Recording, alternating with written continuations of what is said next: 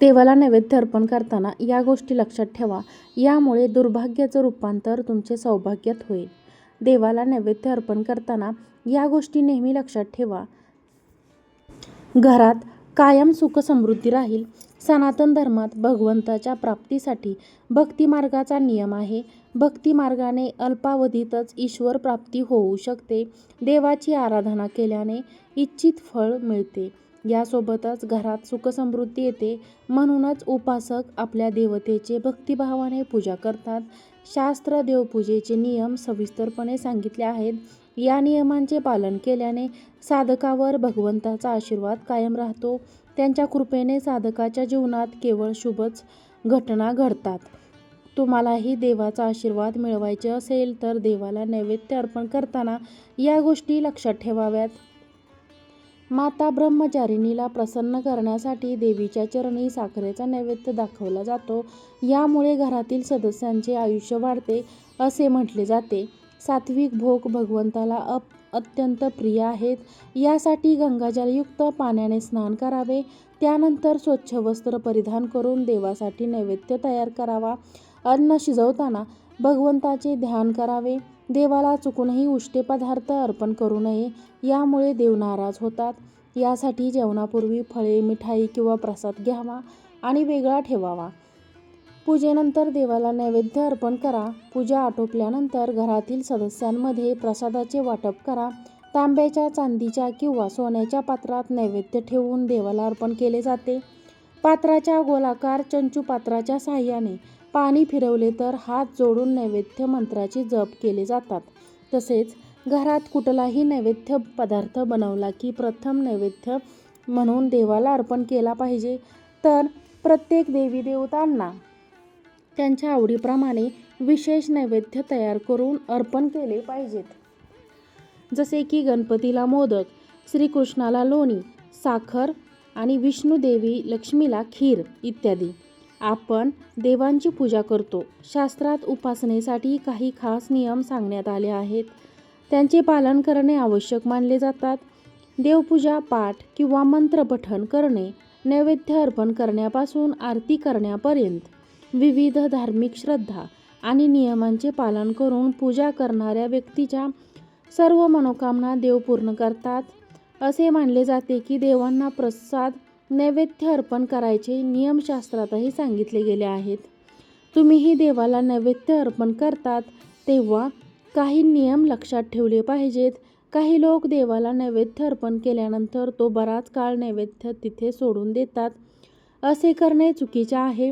यामुळे तुम्हाला देवांची कृपा प्राप्त होणार नाही. तसेच त्यांचे नकारात्मक परिणामही आपणास भोगावे लागतात. देवाला नैवेद्य अर्पण करण्याच्या नियमाबद्दल जाणून घेऊया.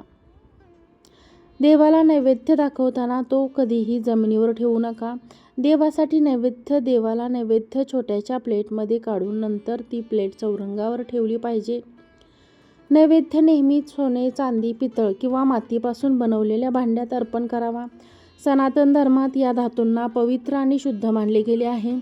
याशिवाय केळीच्या पानावरही नैवेद्य अर्पण करू शकता. नैवेद्य तसा सोडू नका. काही मंडळी आपण देवासमोर नैवेद्य ठेवतो आणि दिवसभर तसाच नैवेद्य देवासमोर राहतो. तो तसाच अगदी वाळवून जातो. नैवेद्य दाखवताना प्रथम आपल्या घरामध्ये अन्न शिजल्यानंतर ते अन्न उष्टे न करता प्रथम देवासाठी एका प्लेटमध्ये त्यांना काढून ठेवावे. अन्नामध्ये कांदा, लसूण किंवा तिखट पदार्थ यांचा समावेश नसावा. देवाला नैवेद्य दाखवण्यासाठी गोड पदार्थांचा समावेश असावा. जरी आपण रोज गोड अन्न बनवत नसलो तरी आपण तूप, दही, भात, साखर, दूध, साखर, भात अशा प्रकारे गोड नैवेद्य देवाला दाखवू शकतो. स्वयंपाक झाल्यानंतर ताबडतोब परमेश्वराला नैवेद्य अर्पण करावा आणि अर्पण केलेले नैवेद्य थोड्याच वेळाने आपण आपल्या घरातील लोकांसह ग्रहण करावा. असे केल्यामुळे आपल्यावर सकारात्मक परिणाम घडू शकतो आणि घरात अडचणी, कष्ट, त्रास या सर्वातून आपली सुटका होऊ शकते. जर आपण देवासमोर नैवेद्य तसाच ठेवून दिला तर तुमच्या पूजेवर देव नाराज होऊ शकतात. असे मानले जाते की जर तुम्ही देवाला अर्पण केलेला नैवेद्य तसाच देवाच्या समोर ठेवत असाल तर विश्वकसेन, चंद्रश्वेर, चंदनशिप आणि चंडाली या नकारात्मक शक्ती आपल्या घरात वाढू शकतात आणि घरामध्ये आजारपणं वाढतात, अनेक समस्या वाढतात. म्हणूनच नैवेद्य आपल्या घरातील सर्व लोकांनी मिळून खाल्ला पाहिजे. हा प्रसाद म्हणून आपण सेवन केला पाहिजे. असे केल्यामुळे आपल्या घरातीलच काय शारीरिक अडचणीसुद्धा दूर होऊ शकतात.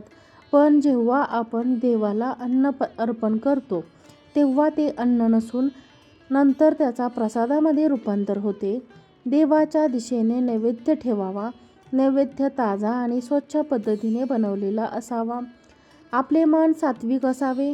नैवेद्य दाखवताना प्रेम आणि समर्पणाची भावना असावी. भाविकांनी खऱ्या भक्तिभावाने देवाच्या मूर्तीला अर्पण केलेला नैवेद्य देवांना मान्य होतो. देवासमोरील नैवेद्य खाल्ल्यामुळे देवसुद्धा आनंदी होतात. हा नैवेद्य खाल्ल्यामुळे देवांसाठी आदरयुक्त आदर व्यक्त करणे आहे. यावरील देवही प्रसन्न होतो आणि आपल्याला शुभाशीर्वाद देतात. तर मंडळी, देवासाठी नैवेद्य आपण जो अर्पण करत आहोत, सणावाराच्या दिवशी आपण सागर संगीत भोजन देवांना नैवेद्यही सात्विक पद्धतीने अर्पण करू शकतो. रोजच्या रोज पूजेमध्ये आपण फळे किंवा रोजचा आपण जो काही स्वयंपाक बनवतो तो नैवेद्य देवांना अर्पण करू शकतो. पण सहसा देवांना नैवेद्य गोडच अर्पण करावा. जर योग्य पद्धतीने देवांना नैवेद्य अर्पण केले तर जीवनात आपणास अन्नधान्याची कधीही कमतरता भासणार नाही.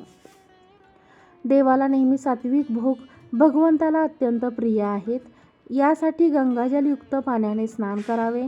त्यानंतर स्वच्छ वस्त्र परिधान करून देवासाठी नैवेद्य तयार करावा. अन्न शिजवताना भगवंताचे ध्यान करावे. मनामध्ये सतत भगवंताचा जप करावा. उष्टे अन्न चुकूनही देवाला पदार्थ अर्पण करू नका. यामुळे देव नाराज होतात. यासाठी जेवणापूर्वी फळे, मिठाई किंवा प्रसाद घ्यावा आणि वेगळा ठेवा.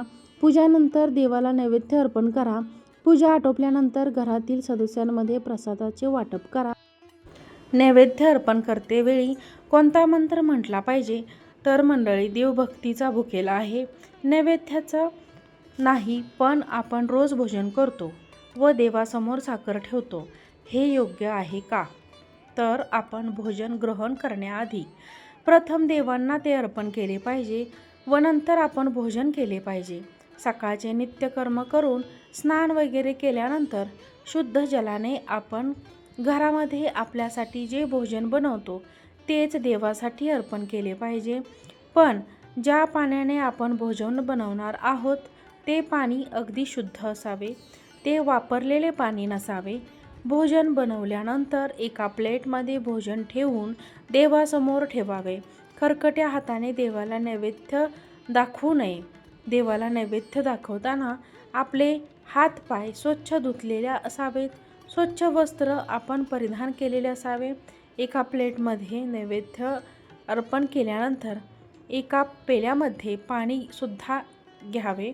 नंतर डाव्या हाताने उजव्या हातात पाणी घेऊन ओम प्राणाय स्वाहा, ओम अपानाय स्वाहा, ओम व्यानाय स्वाहा, ओम उदानाय स्वाहा, ओम समानाय स्वाहा असे मंत्र म्हणून नैवेद्य अर्पण करावा. आपण ज्या प्लेटमध्ये नैवेद्य अर्पण करणार आहोत ती प्लेट किंवा ताट देवासाठीच असावं. त्या ताटामध्ये आपण भोजन केलेले नसावे याची काळजी घ्यावी. आपण याची काळजी आवश्यक घेतली पाहिजे. देवासमोर साखर ठेवणे म्हणजे नैवेद्य अर्पण केला असा अर्थ होत नाही. देवासमोर साखर तर आपण ठेवतोच, हा प्रसाद झाला. नैवेद्य हे आपण घरामध्ये जे शुद्ध भोजन बनवतो ते अर्पण करणे म्हणजे नैवेद्य अर्पण करणे होय. नैवेद्य आपल्या इच्छेनुसार काहीही अर्पण करू शकतो, पण जो नैवेद्य देवांना अर्पण करणार आहोत ते घरामध्येच बनवलेला असतो. हिंदू धर्मामध्ये घरातील स्त्रीला लक्ष्मी व अन्नपूर्णतेचे स्वरूप मानले जाते.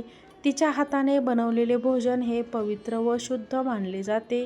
असे म्हटले जाते की भोजन बनवणाऱ्याचे भाव व विचार त्या भोजनात उतरत असतात.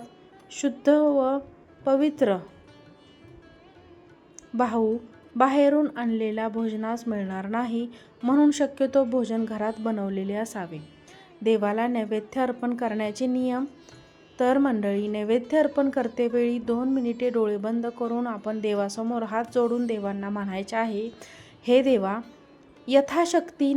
यथाशक्ती मनोभावे आपणास मी नैवेद्य अर्पण करत आहे, याचा तुम्ही स्वीकार करावा.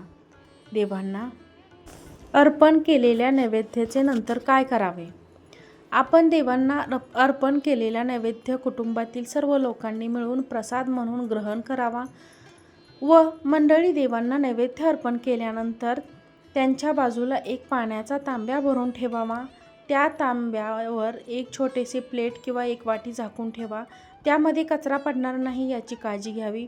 आणि ते पाणी देवाची शक्ती ग्रहण करते व ते पाणी अमृता समान होत असते. म्हणूनच ते पाणी पूजा झाल्यावर फेकू नका. तुम्ही ते पाणी आपण स्वयंपाक बनवतो त्यामध्ये उपयोग करा. देवाचे पावित्र्य ऊर्जा त्यात उतरल्यामुळे ते पाणी खूप पवित्र बनतं. अशा पाण्याला आपण स्वयंपाकात उपयोग केल्यामुळे अनेक प्रकारचे रोग व दोष नष्ट होतात. देवाला आवाहन करून म्हणावे, तुझ्या ठिकाणी माझी भक्ती अचल असू दे. इहलोकीची कामना पूर्ण होऊन परलोकी उत्तम गती मिळू दे. तुझ्या कृपाशीर्वादाने नैवेद्याची वाढलेल्या व अन्नात प्रसादत्व उतरू दे आणि ते अन्न भक्षण केल्यावर आम्हाला चांगल्या कार्याची प्रेरणा सदैव मिळू दे. असा असतो नैवेद्य विधी. हे सर्व करतात. जर वेळ लागत असला तरी नैवेद्य दाखवताना अवघ्या काही क्षणांचा अवधी लागतोय. आपोआप आपल्याला सवय लागते. केवळ तो वेळ जरूर काढावा. देवाशी क्षणभर संवाद साधावा. आपल्या आत्मनातलगांना आपण जसा प्रेमळ आग्रह करतो तसा देवाला करावा आणि त्यांच्या आशीर्वादाने आपल्याला सुग्रास भोजन मिळत आहे याबद्दल मनापासून कृतज्ञता व्यक्त करावी. आपल्याप्रमाणे प्रत्येक जीवाला 2 वेळेचे पोटभर जेवण मिळो अशी प्रार्थना करावी. मगच तो प्रसाद ग्रहण करावा. आपण जे खातो ते देवाच्या कृपेने, म्हणून पहिला घास त्याला हे प्रेम समर्पण वृत्ती नैवेद्याविधीत आवश्यक असते. मग बघा देव जेवायला येतो की नाही. कौन कहते हे भगवान खाते नहीं, तुम शबरी के जैसे खिलाते नहीं.